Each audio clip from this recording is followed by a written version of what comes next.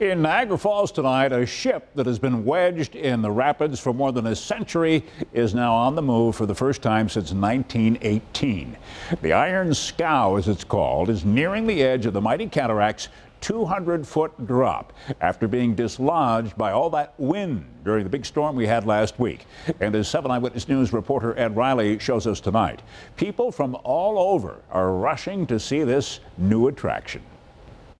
It's hard to get your mind around and how it turned around, and it doesn't look exactly like it did on October 30th. Bob Prentice was one of the many people who came to Niagara Falls, Ontario to see firsthand how powerful winds moved and flipped the iconic Iron Scow, a vessel that has been seen by millions of tourists for more than a century as it sat near the brink of the Horseshoe Falls. Provides history for those that did the daring rescue. But it is more personal for Prentice. His great-grandfather was William Redhill Sr., a local riverman who was photographed in 1918 climbing out to untangle lines so 2 workers on the scow could be brought to safety. He had just returned from the trenches of World War I. He'd been wounded, and he still volunteered twice to go out and rescue these 2 men. And at the time, no one knew if it would suddenly break free and go over the waterfall. The American-Canadian rescue became famous because the barge-like vessel sat in the same spot for 101 years until the Halloween windstorm. Kind of disappointed.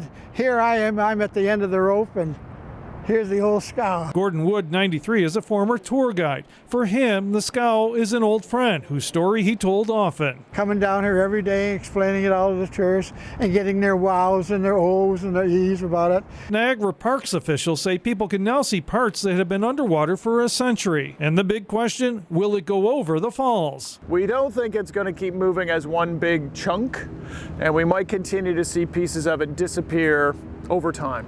While it no longer looks like it did, generations of people came, realizing it might be the beginning of the end for a relic of local history. If it's not there, yes, you'll see a plaque, but it might not be the same. And for people hoping to see the Iron Scow themselves, park officials say you can use the Floral Show House parking lot here on the Niagara River Parkway to get close. In Niagara Falls, Ontario, Ed Riley, 7 Eyewitness News. A lot of appreciation for that amazing piece of history.